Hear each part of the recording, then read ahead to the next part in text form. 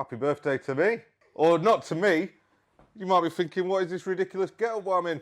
It's actually 5 years of iDoctor this week. I didn't know this until yesterday, and I got to work and there was a little surprise in store for me. And the guys had done the shop up, got some birthday things, got me this ridiculous t-shirt. I've got a Pokemon card with me on it. I've got a little trainer card. Alex got me a book from my favourite author. And there were a cake. Let me show you the Pokemon card. Look at that graded slab of exclusive iDoctor trainer card. So yeah, I've been spoilt. So yeah, I don't know how we've managed to survive 5 years at iDoctor. It's been turbulent, to say the least. I'm going to take this ridiculous out.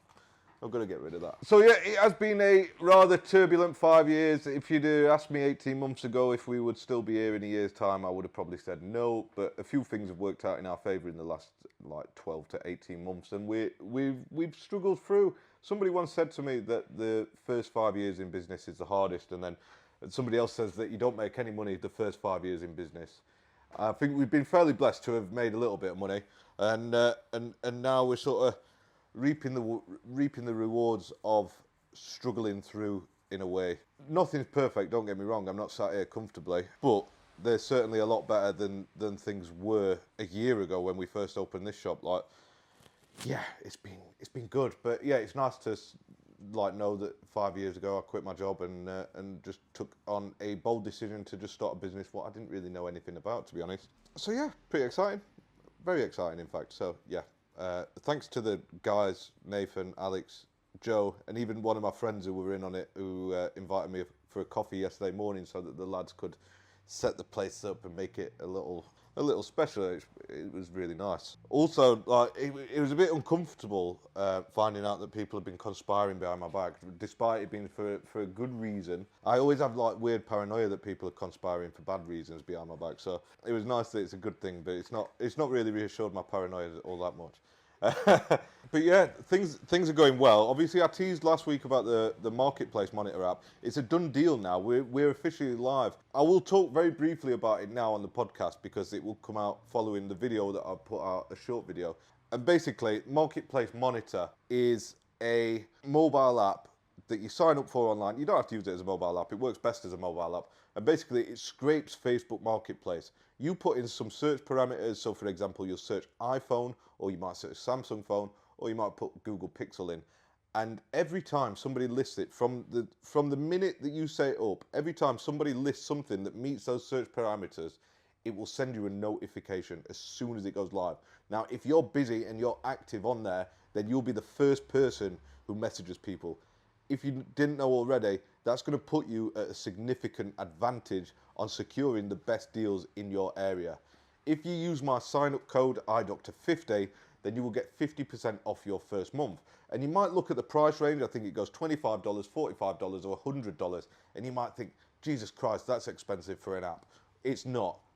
I promise you, it sounds expensive, but as soon as you buy one phone off there, you're going to pay for your first month. When you buy two, you're going to realize how efficient it is, and you're not scraping through Marketplace yourself, trying to figure out how long ago something was listed, because it's flawed. It's not like eBay where you can see most recently listed items or items what are ending soonest. It just shows them in a weird order, whereas this thing, it shows them in the order that it was listed, and it allows you to siphon through the best ones. Not only does it do that, it gets rid of the scam ads as well. It has spam filters on there, so if there's scammy ones, what are too good to be true, it's not perfect, but it will do a pretty good job of getting rid of those. And then also, if you've got other resellers in your area who are selling phones at the price what you don't want to pay for them, you can block that seller so that their devices won't show up on your feed.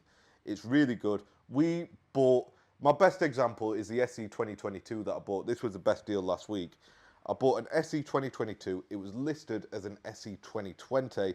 It was on for 50 quid. There was nothing wrong with it. A few light scratches on the screen, and I think the battery health was 85%. I bought it for £50. I put a new battery in it at the cost of about £10, cleaned it up, cleaned the speakers, cleaned the charging port, and I sold it for £180 that same day. So that was £110 profit very, very quickly. Maybe 120 profit, and my quick maths wasn't that quick there.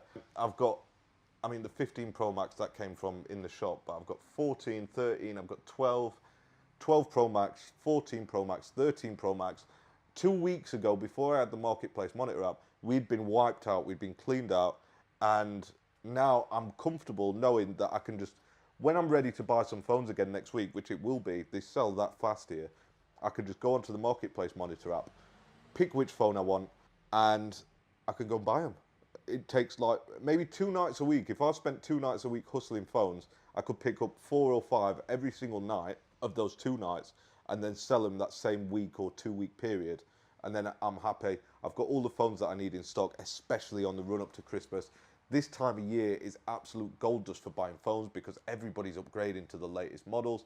Most people are on contracts that end around this time of year, and it's a good time to pick up phones where people have paid it off already, and it's very easy to pick up. Alex is fucking laughing at me here. What? Oh,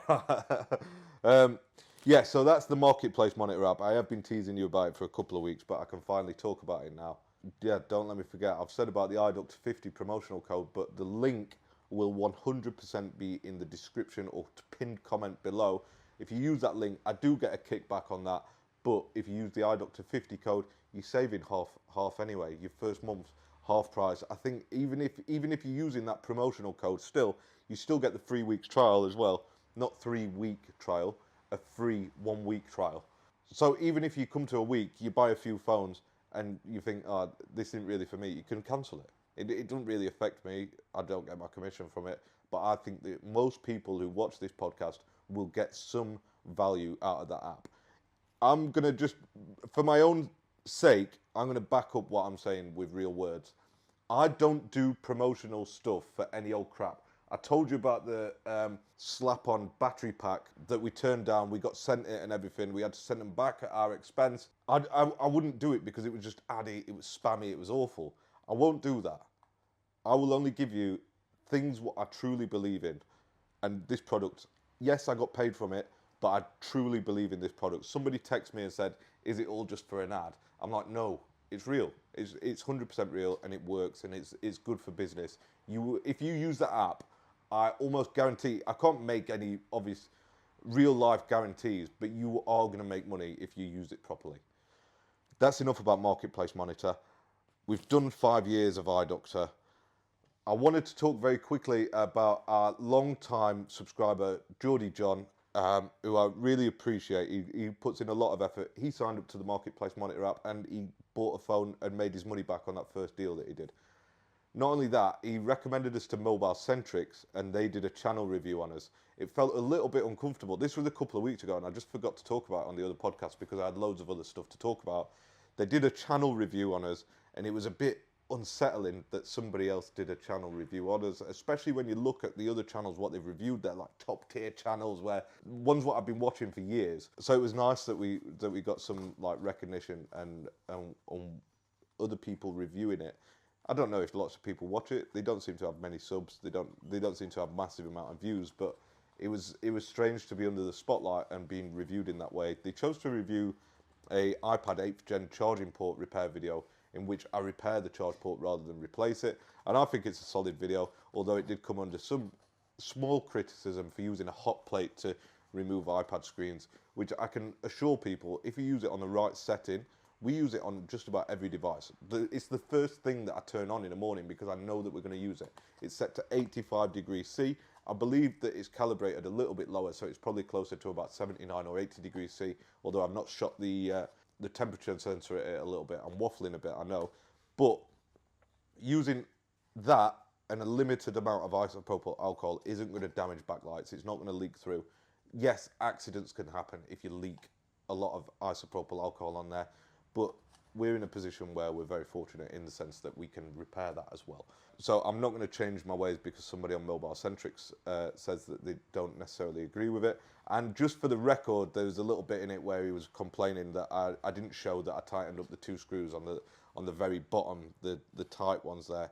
We always tighten up them screws if they're there. A lot of the time that we find that they've already fallen out. So that's enough on that one. So we've done the 5 years of iDoctor, we've done the Marketplace Monitor app, we've done the Mobile Centrics review, we've spoke briefly about our good friend Geordie John, who is always appreciated. The only other thing that I wanted to talk about is like my further sort of disappointment that I've got with Apple Intelligence. I've seen something this morning that the like full version of Apple Intelligence isn't going to be available until about March 2025, which is like 5 months away before we're going to see an improvement on Siri. And I was like banking on that. That was like really what sold me the phone. I think I've had my 16 Pro Max a week now, so I could technically send it back and just go back to using the 15 Pro because I'm not seeing any real benefits from it.